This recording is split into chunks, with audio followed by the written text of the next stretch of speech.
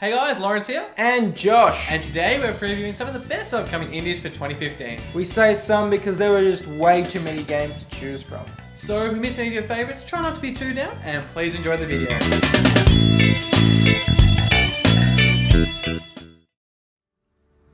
A Sony exclusive, Rime is an open world adventure game set on an impressively large island.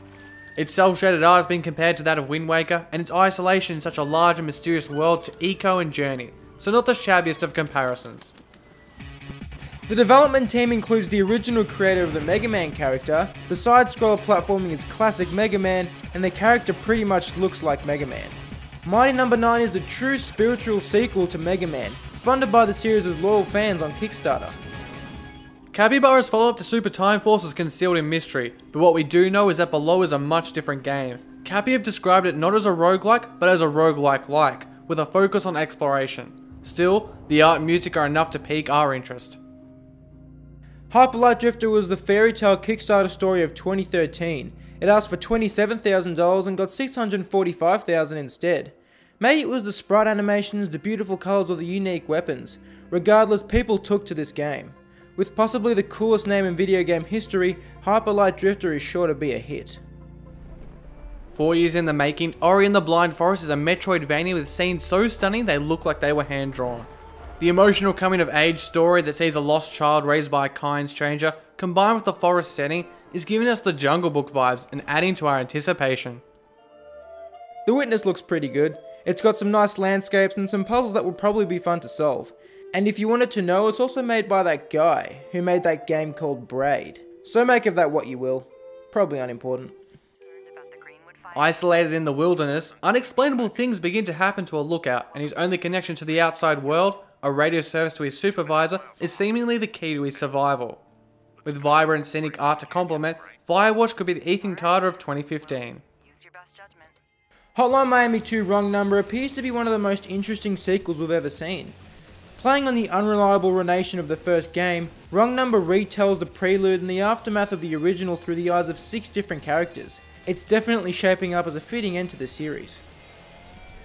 It is arguable that the prevalence of procedurally generated worlds in indies is because it can create the illusion of a larger world with fewer resources. But in No Man's Sky, procedural generation is made to make an infinitely random universe that would take you years to explore. Also, if you've been watching the video with your eyes closed, open them, because graphics.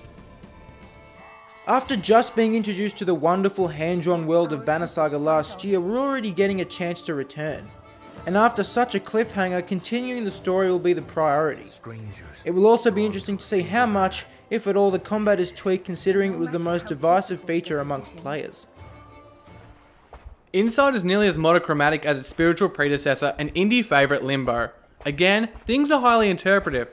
From the trailer, the world seems to be a creepy mechanical dystopia, and the game appears to run on a strong fear of being detected, as well as a haunting curiosity to find out what exactly is inside. Night in the Woods is a gorgeous character-driven game adventure from Alec Holowko of Aquaria fame and Scott Benson. From what we understand, it's about that point in life where everyone and everything is changing and the future is just so uncertain. It's definitely a niche game, but we're glad that these type of games get to be made.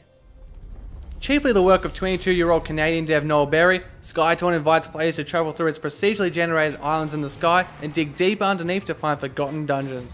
For us, it easily draws comparisons to Terraria, but with seemingly greater player mobility and a more open world to facilitate exploration. Dear Esther has been called a lot of things, from brilliantly haunting to a walking simulator. And the follow-up game from the Chinese room, Everybody's Gone to the Rapture, will surely be just as exclusive in its appeal. However, we must admit that the theme of the Rapture is very intriguing, and there will be more interactive elements this time around. Cuphead is a run-and-gun game marvellously styled in the vein of 1930s cartoons. It also draws heavily from the more subversive and surreal cartoons, which is reflected in the zany character designs and bet with the devil story. The game also promises loads of bosses and heavily tweaked and brutal gameplay. Titan Souls is like Pixel Shadow of the Colossus with a daunting twist. There are 25 different titans to conquer, but only with 1 hit point and 1 arrow at your disposal. The arrow can be retrieved, however, and the bosses can be killed in 1 hit too. The trick is figuring out how to kill them. We only went over the games briefly so as to fit as many as possible in, but we will get the chance to talk about them in more depth later in the year in our top 5 and review videos. But hopefully this was a good sneak peek to get you excited for indie gaming in 2015. As always, thanks for watching. I'm Lawrence. And I'm Josh. We'll see you next time here on Indieformed. Do that again. And today we're showing you some of the today we're previewing some. Ah shit, I like it. Thanks, Lawrence. You're a jumper. No, you don't.